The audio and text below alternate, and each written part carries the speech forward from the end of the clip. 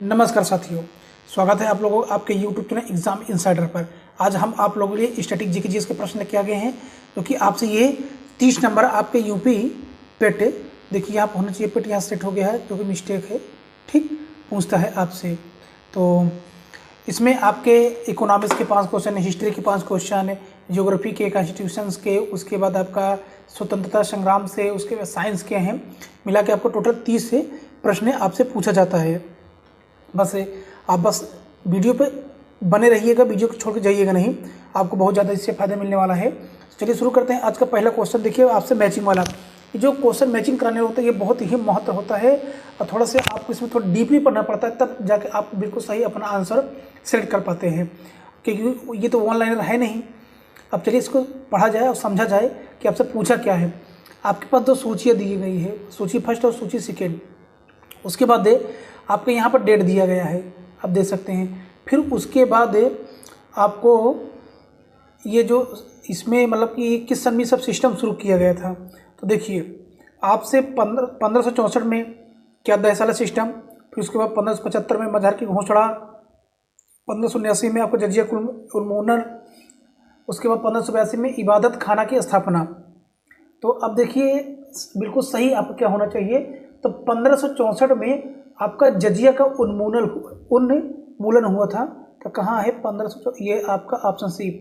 तो 1564 में जजिया का उन्मूलन हो गया था, और 1575 में आपका होता इबादत खाना की स्थापना। 1575 में इबादत खाना की स्थापना। 1579 में आपका क्या हुआ था, मजहर की घोषणा, ये आपका बी हो गया। बाकी 1582 में दहसाला सिस्टम।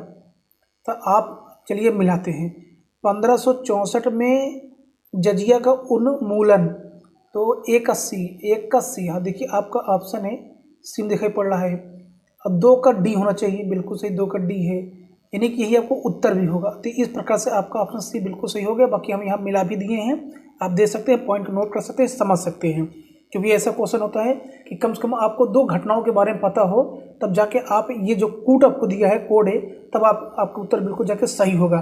कभी कभी एक से भी कम चल, देखिए यहाँ एक से ही कम चल गया था, C1 में कहीं भी नहीं है, केवल C वाले में ही है ना।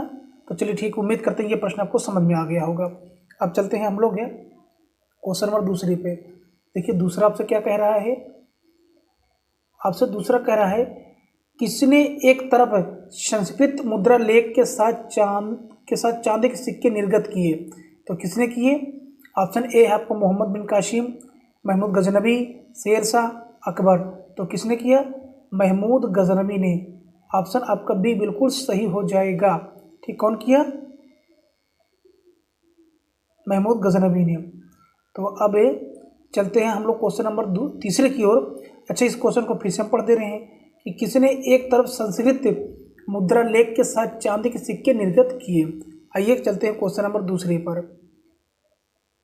दूसरा देखिए आपसे क्या कह रहा है, दक्षिण भारत का प्रसिद्ध तकोल्लम का युद्ध हुआ था, किन 2 राष्ट्रों के बीच में, यानी किन 2 शासकों के बीच ये युद्ध हुआ था। ये हुआ था चोल और राष्ट्रकूटों के मध्य हुआ था। किसके, चोल और राष्ट्रकूटों के मध्य हुआ था 949 ईस्वी में, 949 ईस्वी में।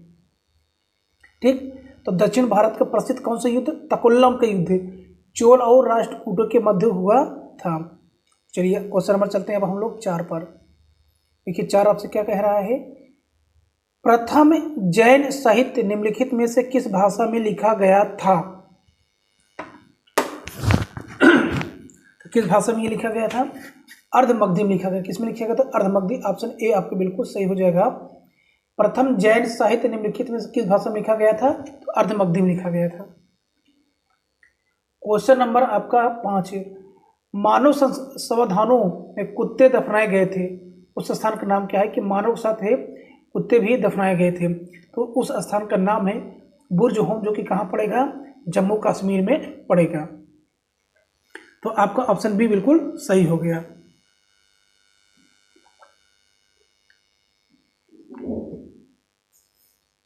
क्वेश्चन नंबर चलते हैं 6 पे।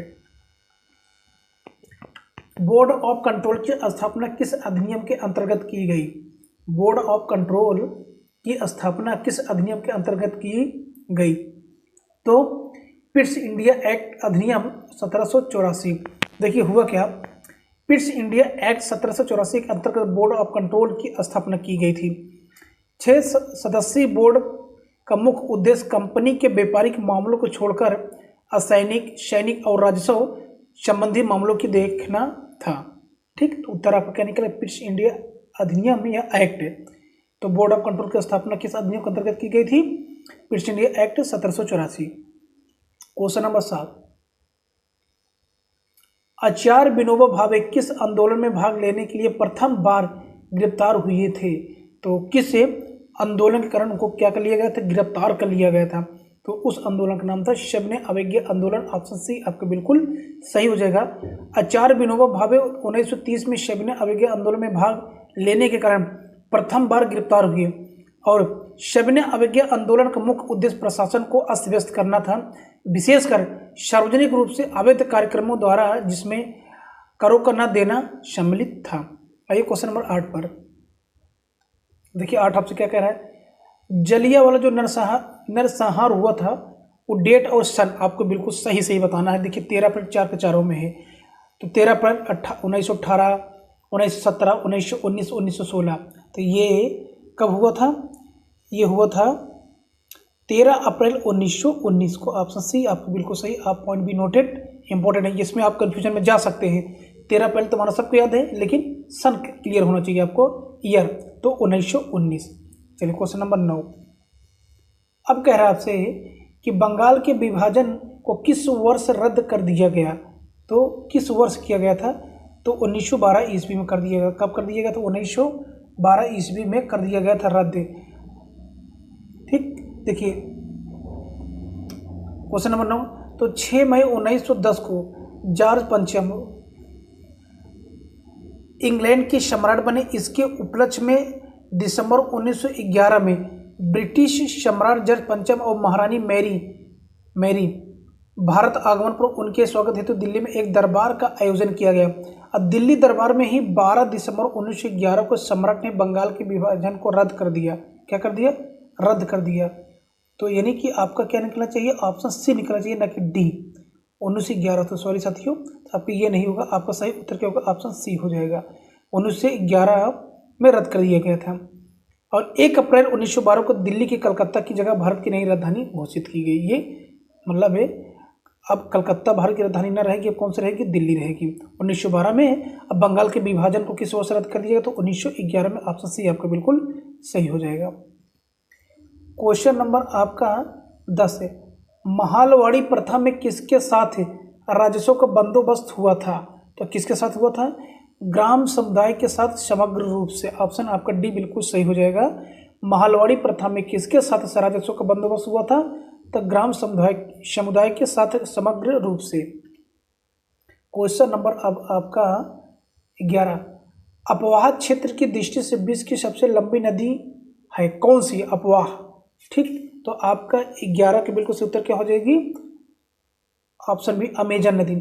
अमेजन विश्व की सबसे विशाल और नील नदी के बाद दूसरी सबसे लंबी नदी है, किंतु क्षेत्रफल और बहाव के अनुसार विश्व की सबसे लंबी नदी अमेजन है। अपवाह क्षेत्र की दृष्टि से यह 6,750 किलोमीटर लंबी है। अमेजन नदी एंडीज पर्वत से निकलती है और अंध महासागर में गिरती है। कहाँ से निकलती है? ये एंडीज पर्वत से निकलती है अमेजन नदी। ठीक, चलिए आपका ऑप्शन बी बिल्कुल सही हो गया। Question number 12। प्रधान यमोत्तर या ध्रुव वृत्ति तथा विषुवत यानी भूमध्य रेखा जिसे बोलते हैं का प्रतिच्छेदन बिंदु अवस्थित है। प्रधान यमोत्तर तथा विषुवत रेखा का प्रतिच्छेदन बिंदु अवस्थित है। कहाँ पे अवस्थित है? तो ये अवस्थित है अंध महासागर। ऑप्शन ए आपको बिल्कुल सही होगा। प्रधान यमोत्तर तथा विषुवत रेखा एक दूसरे को अटलांटिक महासागर या अंध महासागर से काटती हैं, जिसका दूसरा नाम क्या है? अंध महासागर का अटलांटिक महासागर भी नाम है। क्वेश्चन नंबर 13 देखिए क्या कह रहा है आपसे। तमिलनाडु में मानसून के समान महीने कौन से हैं? तमिलनाडु में मानसून के समान महीने कौन से हैं? वो महीने पूछे कि तमिलनाडु को मानसून वाला मंथ कौन सा होता है। तो देखिए 15 सितंबर को जब सूर्य भूमध्य रेखा के पास होता है तब भारतीय ग्रीष्मकालीन मानसून लौटता है। इसे लौटते मानसून कहा जाता है। यह बंगाल की खाड़ी द्वारा ऊर्जा प्राप्त करता है जो नवंबर दिसंबर में तीव्र हो जाता है, जिसे उत्तरी पूर्वी शीतकालीन मानसून कहा जाता है। इससे नवंबर दिसंबर में आंध्र प्रदेश के रॉयल सीमा तथा तमिलनाडु में वर्षा होती है। तो आपका 13 के बिल्कुल सही उत्तर क्या हो जाएगा, नवंबर दिसंबर, यानी जो हम अपने यहाँ क्या करती है उसमें बहुत ज़्यादा ठंड पड़ती है अपने यहाँ पर। चलिए क्वेश्चन नंबर चलते हैं आप 14 पर। देखिए आपसे 14 क्या कह रहा है, निम्नलिखित राज्यों में से कौन से उत्तर प्रदेश के सीमावर्ती हैं। सीमावर्ती आपसे स्टेट पूछा है, ठीक। तो आप सब पंजाब है, राजस्थान है, छत्तीसगढ़ है, झारखंड है। तो 4 स्टेट आपको दिया है। तो आपका बिल्कुल सही उत्तर क्या हो जाएगा, 2, 3 और 4, यानी राजस्थान सीमावर्ती है, उसके बाद छत्तीसगढ़ है, फिर उसके बाद आपका क्या है, झारखंड। देखिए अब पूछा भी क्या है आपसे, उत्तर प्रदेश को जो टच करता हो, उत्तर प्रदेश को, ये पंजाब नहीं करता है, बाकी राजस्थान टच करता है, छत्तीसगढ़ करता है और झारखंड करता है। चलिए क्वेश्चन नंबर चलते हैं 15 पर। वर्ष 2001 और 2011 की अवधि में उत्तर प्रदेश की 10 की जनसंख्या वृद्धि दर रही है, कितने प्रतिशत रही है ये पूछा है। तो 20.09% रही है, ठीक। चलिए क्वेश्चन नंबर चलते हैं अब हम लोग 16 पर। विशेष आर्थिक क्षेत्र सेज यानी स्पेशल इकोनॉमिक जोन नीति घोषित की गई थी, कब की गई थी,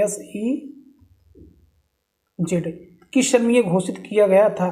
तो विशेष आर्थिक क्षेत्र नीति अप्रैल सन 2000 में घोषित किया गया था। ऑप्शन ए आपका बिल्कुल सही होगा। क्वेश्चन नंबर 17, अदृश्य निर्यात इंडिविजुअल एक्सपोर्ट का अर्थ क्या होता है।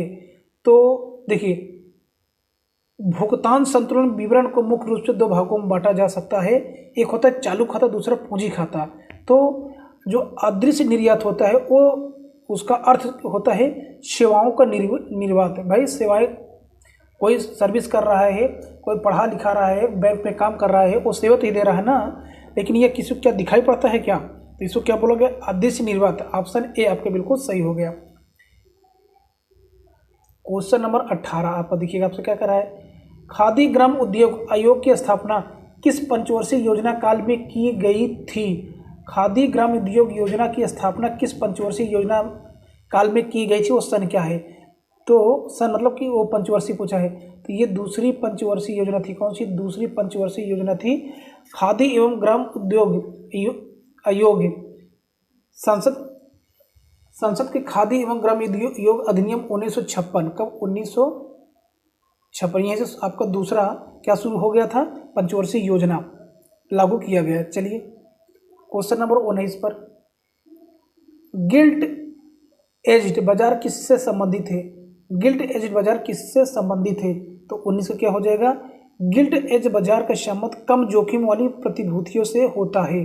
तो आपके बिल्कुल सही उत्तर क्या हो जाएगा 19 का, सरकारी प्रतिभूतियों के व्यापार से। किससे, ऑप्शन आपका सी बिल्कुल सही हो जाएगा। इकोनॉमिक्स क्वेश्चन ये है, गिल्ट एज्ड बाजार किससे संबंधित तो है, सरकारी प्रतिभूतियों के व्यापार से। क्वेश्चन नंबर 20, भारत सरकार की नीति आयोग ने जो आर्थिक नीति निर्धारण का चिंतन समूह थिंक टैंक है, तो नीति का फुल फॉर्म पूछा है। तो नीति का फुल फॉर्म होता है आपका national institution for transforming India, राष्ट्रीय भारत परिवर्तन संस्थान, यानी कि national institution for transforming India. इसको आप याद कर लीजिए, national institution for transforming India. देखिए इसके बाद कुछ आपको बता दे रहे हैं कि जनवरी 2015 में सरकार ने योजना आयोग के स्थान पर नीति आयोग लाया, क्या लाया, नामक एक नई संस्था का गठन किया। यह संस्था सरकार के थिंक टैंक के रूप में सेवाएं प्रदान करेगा, ठीक। इसका अध्यक्ष प्रधानमंत्री होता है ना, तो इसका फुल फॉर्म इंपॉर्टेंट है। और कब, जनवरी 2015 में योजना आयोग के स्थान पर नीति आयोग आ गया था, national institution for transforming India. Question number 21, सही उत्तर का चयन कीजिए। सभी व्यक्ति पंचायती राज के सदस्य बन सकते हैं, क्या बात यह सही है। वह व्यक्ति जो राज्य विधानसभा का सदस्य होने की योग्यता न रखता हो तो पंचायती राज का सदस्य बन सकता है, क्या बात सही है कि गलत है, आपको ये ध्यान रखना है। 25 वर्ष की आयु वाले व्यक्ति के पंचायती राज के सदस्य के लिए आहर्त हैं, आहर है, ठीक। वो सभी लोग जो 21 वर्ष की आयु पूरी कर चुके हैं तथा राज्य विधानसभा के सदस्य चुने जाने की योग्यता रखते हैं। तो पंचायती राज के सदस्य के लिए कि आहार हैं यानी योग्य हैं, तो आपको इसमें बिल्कुल सही बताना है। तो क्या करना है, सही उत्तर का चयन कीजिए। तो देखिए आपका बिल्कुल सही है कौन सा, डी। भाई पंचायती राज को पूछा तो कम से कम 21 साल की उम्र होनी चाहिए। यहाँ तो आपका तो ऐसे गलत है, 25 वर्ष की बोल दिया है। सभी व्यक्ति पंचायती राज का सदस्य बन सकते हैं, ऐसा नहीं है, ठीक, क्योंकि उसमें भाई कुछ दिवाली लोग भी हो सकते हैं और उनका निर्वाचन कार्ड में नाम होना चाहिए, वो वहाँ उस देश के, अपने देश के, उस राज्य के, उस गांव के निवासी होने चाहिए, ठीक है। वह व्यक्ति जो राज्य विधानसभा का सदस्य होने की योग्यता न रखता हो, ऐसा कुछ नहीं है, ठीक। तो आपका ऑप्शन डी बिल्कुल से होगा। वे सभी लोग जो 21 वर्ष की आयु पूरी कर चुके हैं तथा राज्य विधानसभा के सदस्य चुने जाने की योग्यता रखते हों और पंचायती राज के सदस्य के लिए योग्य हैं, बिल्कुल सही। आपका ऑप्शन डी बिल्कुल सही हो जाएगा। चलिए क्वेश्चन में चलते हैं अब हम 22 पर। देखिए 22 आपसे क्या कह रहा है, कोई विधेयक, धन विधेयक है या नहीं, इसका विनिश्चय निम्न में से कौन करता है। आप इस पे ये जो प्रैक्टिस सेट है, ठीक, तो चलिए, तो कौन निर्धारण कर सकता है, वित्त मंत्री, राज्यसभा का सभापति, भारत का राष्ट्रपति, लोकसभा का अध्यक्ष। तो आपका 22 का बिल्कुल सही, लोकसभा के अध्यक्ष, ऑप्शन डी आपका बिल्कुल सही हो जाएगा। संविधान के अनुच्छेद 110 के 3 के अनुसार यदि यह प्रश्न उठता है कि कोई विधेयक धन विधेयक नहीं है या नहीं है, तो उस पर लोकसभा अध्यक्ष का विनिश्चय अंतिम होगा, ठीक, आर्टिकल 110। चलिए 23 पर आते हैं अब हम लोग। बिना अनुमति के कितने दिन सांसद से अनुपस्थिति रहने पर किसी सांसद को अयोग्य घोषित किया जा सकता है, तो कितने दिन के लिए। तो आपका क्या हो जाएगा, 60 दिन। ऑप्शन आपका बी बिल्कुल सही हो जाएगा। क्वेश्चन नंबर 24 से, निम्नलिखित में से किनको विधि के शासन के प्रमुख लक्षणों के रूप में माना जाएगा। शक्तियों का परिसीमन, विधि की समता, सरकार के प्रति जन उत्तरदायित्व, स्वतंत्रता और नागरिक अधिकार, ठीक, ये आपके 4 हैं। आपको ये बताना है कि किनको विधि के शासन के प्रमुख लक्षणों के रूप में माना जाएगा। तो देखते हैं आपका कौन सा बिल्कुल सही होना चाहिए। 24 का आपको बिल्कुल सही, 1, 2 और 4, 1, 2 और 4।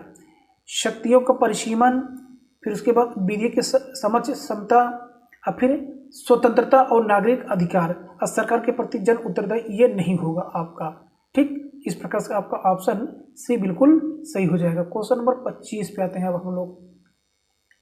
भारतीय संविधान इनमें से किसका सर्वाधिक ऋणी है, किस का ऋणी है।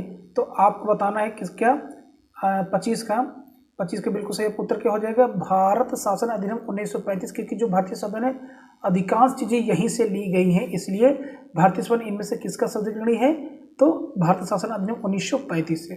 चाहिए क्वेश्चन नंबर आपका 26 जो साइंस का, रक्त होता है, क्या होता है, एक संयोजी ऊतक, एक उपकलित ऊतक, या ए बी दोनों। तो आपका 26 का बिल्कुल सही क्या हो जाएगा, एक क्या होता है, संयोजी ऊतक होता है, रक्त जो ब्लड होता है। क्वेश्चन नंबर आपका 27, निम्नलिखित जंतुओं में से किसमें 3 प्रकोष्ठ वाला हृदय होता है, यानी कि उसके 3 है, उसके हार्ट के 3 भाग होते हैं, कहने मतलब ये है ऐसे 1, 2, 3। तो इसमें बंदर, मगरमच्छ, मछली, मेढक। तो 27 के बिल्कुल सही उत्तर क्या हो जाएगा, मेढक, ऑप्शन डी बिल्कुल सही हो जाएगा। क्वेश्चन नंबर 28 देखिए क्या करा है, भारी जल है, क्या है, शीतलक है, मंदक है, एक प्रकाशवर्धी है, ईंधन है।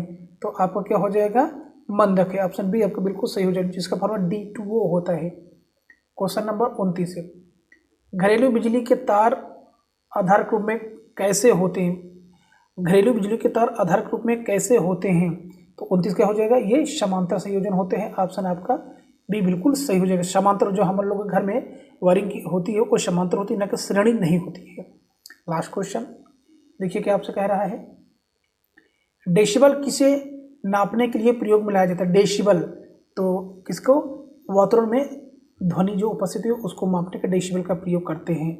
ऑप्शन सी आपके बिल्कुल सही हो जाएगा। तो इस प्रकार से आप फिर से 30 क्वेश्चन आपके अटेम्प्ट हो चुके हैं, हम करा दिए हैं। आपके 30 नंबर बता दिए ना, जो आपके स्टैटिक जीके जीएस का प्रश्न बनता है आपकी यूपी पेट, को देखते हुए हमने 30 प्रश्न आज अटेम्प्ट कर दिए। Thank you so for watching. लेकिन प्लीज़ साथियों चैनल को प्लीज़ सब्सक्राइब कीजिए। आप लोग वीडियो देखते हैं लेकिन चैनल को सब्सक्राइब नहीं कर रहे हैं।